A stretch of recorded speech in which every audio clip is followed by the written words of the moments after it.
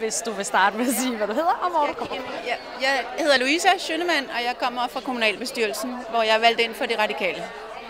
Jeg sidder i socialudvalget, og derfor synes jeg, det her er relevant at deltage i.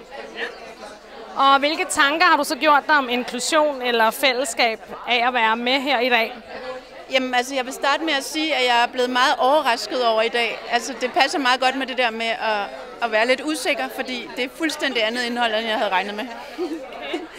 Altså, jeg havde troet, det var meget mere fagligt, teknisk, hvad skal man sige, analytisk i forhold til, hvad for nogle grupper man inkluderer, statistikker og læreruddannelsen og ressourcer. Og da jeg lige havde vendet mig til det, så satte jeg mig bare tilbage, og så lod jeg bare indtrykkene komme ind, og det var egentlig fint. Så det blev mere sådan personligt i virkeligheden, eller hvad? Det er bare meget lærerigt, fordi det må være sådan, det er nogle gange at blive sat i situationer, man ikke har forberedt sig på, ikke?